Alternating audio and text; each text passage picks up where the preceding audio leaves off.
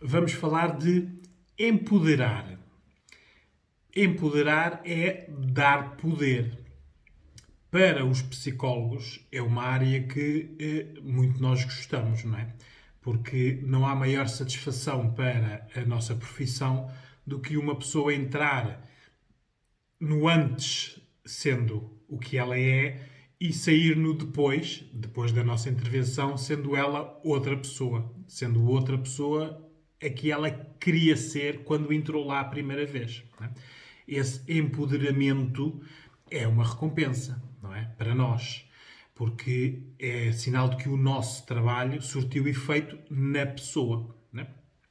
Por isso, o empoderamento é algo que é uma ferramenta, é uma ajuda que nós damos a alguém que no momento pode não ter poder, ou no momento pode ter o poder e não o saber usar, ou no momento ter o poder e não saber que tem esse poder. Não é? Porque isto tem muito a ver com a autoestima da pessoa. E, se andarmos para trás, desde o seu nascimento, com o contexto. Não é? Porque a pessoa, quando nasce, à criança é dado todas as possibilidades para ela ganhar poder, independentemente do contexto sociocultural e financeiro. Não é? Qualquer bebé, desde que sai da barriga, tudo o que faz, todos os segundos, é ganhar poder. Poder de respirar, poder de comer, poder de andar, poder de aprender, poder... Não é? Estamos sempre a ganhar. O ser humano tem um bocado essa característica, que é nós conseguimos estar a ganhar poder e a determinado momento pararmos de ganhar esse poder, não é? E passarmos a dar poder, não é? São decisões de contextos de vida, aí as condições socioculturais e económicas têm grande influência, decisões que muitas vezes tomamos e que mais tarde nos arrependemos. Por isso, o empoderar é encontrar alguém que precisa de ajuda, né? Porque geralmente o empoderamento vem de fora. O autoempoderamento só existe em situações em que a pessoa é muito resiliente, tem muita força de vontade, mas são casos excepcionais, não é? Dar poder a uma pessoa tem a possibilidade de nós primeiro descobrirmos o poder que ela tem, não é? Porque todos nós temos poder. Podemos não saber que o temos, ou podemos nunca ter usado esse poder, não é? Nunca ter ouvido a oportunidade para. Uma coisa, as pessoas a quem nós damos poder sabem, é que perderam poder. Por isso, na psicologia, o que nós precisamos aqui para empoderar primeiro é andar para trás e ver onde é que a pessoa perdeu o poder. Qual foi aquele momento em que, sendo nós crianças, adolescentes, adultos, estamos sempre numa tentativa biológica, porque temos essa pulsão de ganhar poder, quando é que a pessoa abdicou de ter poder, não é? E para quê? Para quem? Não é? Estes conhecimentos são importantes para nós darmos poder à pessoa. Não é? Uma coisa é certa, o dar poder tem a possibilidade de nós estamos a empoderar aquela pessoa e ela sabendo que tem o poder, ela depois empodera outras. Por isso tem o efeito de contágio. É a vantagem do empoderamento. Né? Associa-se muito aqui o empoderamento ao género feminino. O que tem alguma lógica pela via cultural, visto que durante muito tempo a mulher era dominada pelo homem. Não é? Por isso, daí ter que se dar poder à mulher. Hoje em dia temos aqui vários cenários. Não é? Temos mulheres que não têm poder porque continuam culturalmente a ser dominadas. Temos as mulheres que se emanciparam e têm poder, por isso recolhem e usam poder. E temos as mulheres que se emanciparam também, por isso sabem o que é o poder, mas não o utilizam. Por diversas circunstâncias, não é? É isto tudo que nós temos que saber para empoderar. O poder é dado a uma pessoa, tem que haver um início, não é? E geralmente passa por um pedido de ajuda. O pedido de ajuda a pessoa pode fazer conforme os contextos. Não é? Se for vítima, às autoridades, é necessário esse passo para mudar o contexto. À família, né? Quando a pessoa precisa e não tem, a família é a rede de apoio, o suporte mais perto que tem, se o tiver, e a ajuda especializada. Pessoas que, por exemplo, não consigam ir às autoridades, por diversas razões, que não tenham família e que precisem de ajuda. Neste caso, existe a ajuda especializada que está disponível em várias organizações e muitas vezes até de forma gratuita. Não é? O problema é dar o passo, é ter o poder para dar esse passo. Há pessoas que não têm esse poder, não é? Porque nós temos a sorte de ter a nossa vida organizada, temos uma rede de suporte familiar, termos amigos, termos emprego, sermos bonitos, sermos elegantes, sermos inteligentes. As pessoas que têm estas sortes não compreendem muito bem o empoderamento da outra pessoa, porque acham que se elas têm, as outras pessoas também podem ter. O que não é verdade, não é? Há crianças que nascem em meios e contextos socioeconómicos muito maus, não é? Ficam logo sem o poder do conhecimento, né? Da aprendizagem, apesar de ser obrigatória em Portugal a escolaridade, não é? Se a pessoa está na escola, mas não está a aprender, porque volta para casa e o contexto é de pessoas que não aprenderam, porque a cultura é quase dada por geneticamente, né?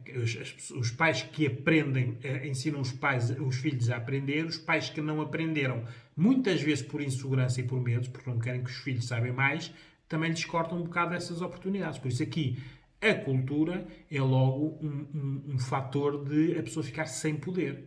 Um poder, não é? Aqui na parte cultural nós depois vemos muitas situações que são realmente dramáticas, não é? Começa, por exemplo, o engravidamento das adolescentes, não é? Que muitas vezes tem um bocado a ver com esta falta de cultura. Depois as inseguranças que têm de não saberem ser mães, não é? Que tem um bocado a ver também de não terem o apoio para o parto, não têm escolaridade, por isso geralmente os empregos que têm são sempre empregos mal pagos e muito dependentes de poderes externos, não é? Geralmente patrões que abusam. Estes contextos são muito complicados porque depois a pessoa passa daqui da criança, adolescente e adultos e só conhece isto, não é? Chega a um ponto em que só por comparação é que consegue ver que não tem poder, mas não consegue ter poder, não é? Porque não tem as condições para o ser. Não é? Por isso, nós temos o poder de mudar.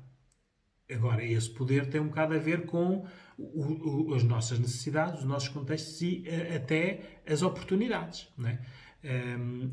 Uma vítima, por exemplo, tem muita dificuldade em pedir ajuda, não é? Porque o agressor fez o empoderamento ao contrário, retirou o poder, não é? Isolou-a, recortou-lhe os laços familiares e de amizades, vai diminuindo a autoestima da vítima, nos abusos, emparelha aqui o abuso com o amor, quer dizer que para muitas das vítimas a pessoa ser agressiva e bater e controlar é uma forma de amor, por isso tudo isto vai diminuindo a pessoa, não é? Aqui estamos a falar de um agressor, mas isto aqui há situações que se passam, por exemplo, dentro das famílias, quando, por exemplo, a educação é muito autoritária, não é? Quando a educação é muito autoritária, não se dá o poder aos filhos, não é? Controla-se, vigia-se. Há aqui muitas maneiras da pessoa perder o poder. O importante na ajuda especializada, nos psicólogos, por exemplo, em consultório, é nós sabermos o ponto em que houve o fim de ganhar poder. Né? Aí é que é importante. Por isso, o empoderamento, a desconstrução da palavra é dar poder, dar oportunidade, dar força, aqui força no sentido de esperança, algo que pode mudar, não é? Ou dar assertividade. Porque muitas vezes as pessoas acham que nós só podemos empoderar pessoas que não têm poder, o que não é verdade, não é? Pessoas com muito poder muitas vezes pedem ajuda especializada no sentido de serem mais assertivos, saberem usar esse poder. Atletas de autocompetição, por exemplo, grandes empresários que têm muitos negócios e muitos funcionários, não é? Quando a dimensão é enorme, a pessoa tem muito poder e muitas vezes não o sabe utilizar. As tais lacunas que tem e aí procuram ajuda, certo? Aqui o poder, nós podemos ganhar ou perder poder cultural, de aprendizagem. Né? Nós podemos aprender ou não aprender. Quando não aprendemos, estamos a retirar-nos um poder. Estamos a tirar o poder ao eu. Né? Ficamos com baixa autoestima. Por isso, baixa autoestima, mais permeáveis, mais influenciáveis por os outros. Né? Estamos a dar poder ao emocional. Né? Dar ou retirar, não é? Porque muitas vezes quando nós emocionalmente retiramos poder à pessoa, a pessoa fica com as emoções mais básicas que existem, que são quase as instintivas, não é? Tristeza, o medo, e não sabe gerir as suas emoções, não é? Por isso, como não sabe gerir as suas emoções, não tem poder. O poder físico, porque muitas vezes as pessoas, por exemplo, não dormindo, porque nestes contextos muitas vezes é muito complicado haver um sono, uma higiene do sono, quer dizer, um sono regular, com um número de horas suficientes, sono profundo. Por isso, a pessoa não tendo sono não descansa, se não tem descansa tem dores musculares, se tem dores musculares fica negativa, se fica negativa. Isto é um círculo vicioso, por isso é que a parte física também é muito importante. Geralmente as pessoas que não têm poder também não estão muito atentas à sua saúde, não é? Muitas vezes são problemas de saúde que as levam a pedir ajuda, porque é a oportunidade que têm de saírem do isolamento e irem a um hospital onde um enfermeiro ou uma médica ou alguém olha para aquela pessoa e diz alguma coisa se está a passar errado. E encaminham, se a pessoa quiser. Porque muitas vezes o grande problema das pessoas que não têm poder é que quando alguém lhes quer dar poder, a situação é tão esmagadora no sentido positivo, não é? Porque aquela pessoa, para não ter poder, as pessoas não foram boas com ela, não é? Por isso, quando aparece alguém que lhe quer dar uma oportunidade, a pessoa fecha-se. Defesa, medo, não é? Por isso é preciso abrirmos a pessoa pela confiança, dar-lhes, muitas vezes, o empoderar começa não pela pessoa em si, mas nós damos exemplos do que se passam com as outras pessoas, não é? Mostrar às mães adolescentes que existem adolescentes que não são mães, a mostrarem a adolescentes que existem gravidezes acompanhadas e que por isso têm menos problemáticas, a mostrar às adolescentes que tirar o secundário e entrar para a universidade que é possível porque existem apoios e que lhes possibilita outro tipo de vida, sempre por comparação. Porque muitas vezes, quando nós estamos a trabalhar só na pessoa, tudo o que nós estamos a dizer a pessoa não está a perceber, porque ela não tem essa oportunidade, ela já se convenceu disso. Não é? Depois temos o poder sexual, não é? Os saberes, não é? A pessoa tem que saber na sua sexualidade, incluído o sexo, o que pode fazer ou o que pode permitir. Por exemplo, aqui no caso das adolescentes, não é? Elas não sabiam, porque houve aqui um abuso de alguém que as engravidou, não é? Numa idade que supostamente não deveriam engravidar. Por isso, dá-lhes também este poder. Tudo isto passa por informação. Elas aprenderem algo que no seu decurso normal foi anormal não terem aprendido ou não terem alguém que lhes tenha ensinado. E depois o poder da reaprendizagem. Porque estas pessoas muitas vezes não precisam de aprender, elas precisam de reaprender. Porque o que aprenderam foi errado. Muitas vezes as vítimas aprenderam coisas erradas. Que agora, para mudarem, elas têm que esquecer aquilo e reaprender. Por isso, o empoderamento também passa pela reaprendizagem. O isolamento é algo que tira poder às pessoas, não é? Basta pensar que, por exemplo, um agressor sobre a vítima, a primeira coisa que lhes faz é começa a isolá-la da família e dos amigos. Muitas vezes, quando eu falo de agressoras, as pessoas pensam que estamos a falar só de pessoas más, que batem, violam, agridem. Não. Agressores são pessoas que usam o seu poder, muitas vezes são pessoas bem falantes, meigas, com muito poder económico e que tratam as pessoas com quem se relacionam como vítimas, aqui vítimas no sentido que aquela vítima quer melhorar a vida, quer viver os sonhos. Então, na prática, este agressor acaba por prender esta pessoa nesta teia de necessidades e depois é muito difícil dela sair desta teia, não é? Muitas vezes em consultórios eu acompanho, eu e outros psicólogos, não é? Pessoas de estratos económicos muito elevados, não é? E a pessoa às vezes pergunta como é que uma pessoa, geralmente a mulher, que é vítima eu costumo dizer, de agressor de colarinho branco, não é? Como é que aquelas mulheres não conseguem sair daquele contexto agressor? Porque aquelas mulheres, para saírem daquele contexto agressor, vão perder muitas coisas, não é?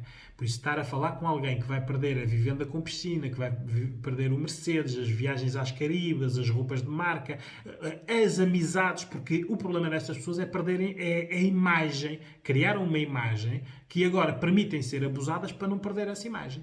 Por isso, quando falamos de agressores ou agressoras, não estamos a falar só a nível de pobreza, de ignorância, não. Há um vasto nível de agressão. Por isso, a agressão existe quando alguém permite. Porque estas pessoas, socioeconómicas, muitas vezes pessoas com cursos, claro que sabem que existe polícias, psicólogos, linhas de apoio, só que a imagem que criaram e que não querem perder não lhes permite ter esse tipo de apoios. Por isso, muitas vezes, os psicólogos são a linha para a mudança, depois de já terem passado pelos psiquiatras, porque estas pessoas, para aguentar isto tudo, geralmente drogam-se, não é? Tomam os medicamentos para andarem aqui a sobreviver neste meio, né? Que é um meio agressor. Por isso, geralmente recorrem à farmacologia, aos medicamentos, ou à bebida, ou às drogas, não é? Por isso, quando se fala aqui de agressão, não dei por garantido que é um agressor só que bate, que viola e que é mau e sujo e pobre. Não, isto há muito tipo de agressão. E este empoderamento nós podemos dar a pessoas que têm cursos, a pessoas que têm inveja a filhos, é conforme a necessidade das pessoas e o momento da vida delas, não é? O isolamento retira poder às pessoas, aumenta as suas fragilidades, porque quanto mais isolada a pessoa está, menos dificuldades tem em contatar o mundo exterior. Muitas vezes, contatar o mundo exterior, elas estão no meio de pessoas. O problema o pensamento que elas têm se derem um passo, podem perder alguma coisa que têm, não é? E elas muitas vezes não têm. Por exemplo, as mulheres, os agressores, independentemente da idade e da classe socioeconómica, os agressores usam muito os filhos, né? Por isso estas mulheres são mães e o primeiro passo para o agressor é logo ameaçá-las que lhes tira os filhos. E como a vítima vê o agressor como alguém que tem mais poder, acredita, né? Que naquele duo, né? Um fraco e um forte, quem fica com os filhos são os fortes. Então aceitam, permitem. E é aqui que os agressores vão trabalhando as pessoas, não é? De maneira a estas pessoas ficarem o mínimo de pessoas possíveis, não é? E dominarem. Não é? É assim que acontece. Por isso, destrói, aumenta as fragilidades e destrói a segurança. Estas pessoas ficam com uma baixa autoestima e às vezes uma pessoa olha e entre uma pessoa que, por exemplo, não tem cultura, não tem formação, não tem dinheiro, versus outra vítima que tem curso, que tem dinheiro e que olha-se para ela e não se vê que é uma vítima, não é? Uma pessoa olha para umas e para outras, não é? E vemos as semelhanças que ambas têm, não é? São duas pessoas que tiveram vidas diferentes, oportunidades diferentes e que ambas têm os mesmos traços, não é? E o isolamento deixa-nos à mercê, não é? Quando nós estamos isolados, só estamos acessíveis à pessoa ou às pessoas que nos controlam, não é? Muitas vezes as pessoas que passam muitos anos isoladas, a única relação que têm é com o agressor ou agressora, mas a maioria das vezes é agressor.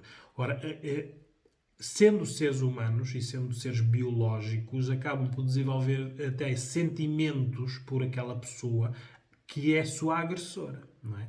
Isto existe até aqui o síndrome de Estocolmo, que foi dado este nome por causa quando os reféns ganham ligação emocional com os seus raptores, não é? Mesmo tendo a hipótese de fugir, vão, façam o que quiserem, as pessoas não vão, porque é só aquilo que conhecem, é a sua zona de conforto. Por isso, empoderar é pegar nestas pessoas, não é? E trabalhar a pessoa de maneira a ela mudar, não é? É um processo muito complicado, não é? Por isso, o combater aqui passa sempre por um pedido de ajuda. O pedido de ajuda pode vir por a pessoa estar em situações limite em que realmente pode estar a sua vida e a dos seus filhos em jogo. Pedem ajuda às autoridades ou aos médicos e enfermeiros que estão na linha da frente. Podem ser pessoas que pedem ajuda porque, por comparação, por exemplo, estas pessoas de classes económicas mais elevadas já têm os filhos formados, os filhos já são adultos e já saíram de casa, por isso, na prática, já os conseguiram proteger, eles já não estão no contexto agressivo, então chega um momento em que querem elas sair desse contexto, não é? O pedido de ajuda começa por aí, mas sempre por garantir primeiro que quem amam, neste caso os filhos, estão seguros, não é? Estão longe do agressor. Isto é preciso para haver o empoderamento, mudar as mentalidades, não é? Porque numa sociedade machista, a maioria das pessoas que retira poder e que agride são homens. A maioria. Há também o sexo feminino. Mas, culturalmente, nós ainda vivemos numa sociedade machista, não é? Por isso, é preciso aqui nós trabalharmos o homem no sentido do poder. Porque poder não é ele ter só poder. Muitas vezes nós ganhamos mais poder dando poder aos outros, não é? Mas isto é cultural, tem que ser ensinado, não é? E depois, ao género feminino, não é? A submissão, seja a agressões, ao dinheiro, à qualidade de vida, tudo isto é uma submissão, não é? Que as pessoas que não têm poder acabam por ter, não é? Por isso, é muito importante o pedido de ajuda no sentido de nós vermos o que é que podemos mudar na pessoa. Porque muitas vezes passa por mudar o contexto da pessoa. E quando nós falamos em mudar o contexto, é mudar uma vida inteira, não é? Por isso é que isto são intervenções longas, que passam por empoderar primeiro o eu, não é? Aquela pessoa tem que saber que é uma pessoa individualizada e que deverá poder estar sozinha. Por isso aqui o que se quer em psicologia é não pescarmos pela pessoa, mas darmos a cana para ela pescar. Isto é algo que muitas vezes nós, se olharmos o nosso contexto, às vezes nós somos pessoas submissas e somos vítimas e não valorizamos isso, não é? Porque comparado com outras situações, nós estamos bem. Mas nos casais, então, vê-se muito esta submissão e esta agressão. E hoje em dia a agressão não é só física, não é só emocional, como era, por exemplo, há 50 anos atrás. Hoje em dia já há o controle através das novas tecnologias, não é? Já há o controle, por exemplo, neste momento o agressor já consegue ver a rede de suporte dos amigos das pessoas, não é? Isto passa pelo controle estético, que é ou isolar a pessoa, não a deixar sair, ou ela só sair com determinadas roupas, não está proibido de usar outras. Isto é cada vez mais, por isso o poder ganha cada vez mais ferramentas para a vítima se sentir cada vez mais isolada. E nesse caso, até quanto mais isolada, menos pedido de ajuda consegue. Num período como estamos a passar de isolamento, temos que pensar que existem famílias que estão em isolamento e que são agressores e vítimas. Não é? E repito, atentem bem nisto porque é importante. Agressores e vítimas não é só entre pessoas que têm muito poder ou pouco poder, entre pessoas ricas e pessoas pobres. Isto aqui é a diferença de poderes. Muitas vezes até pode haver o abuso cultural. Uma pessoa que é muito culta, estando com outra pessoa que não é culta. E no dia-a-dia a agressão existe. Por isso, isto é só quando há um desequilíbrio de poderes é que nós podemos dizer que há aqui contextos que fomentam a agressão, o conflito e retira poder. Por isso é que nós temos que empoderar. Por isso, uma pessoa com mais poder, e isto é importante, é quando nós empoderamos uma pessoa, ela depois vai ensinar o seu contexto, as pessoas que ama, a terem mais poder. E este é o bom do empoderamento, não é? É dar mais poder a quem quer poder, merece poder e devia ter poder. Por isso, se virem alguém que precisa de ajuda, a primeira situação é vocês aproximem-se e deem-lhes poder. Porque, por exemplo, dar um abraço é um grande poder.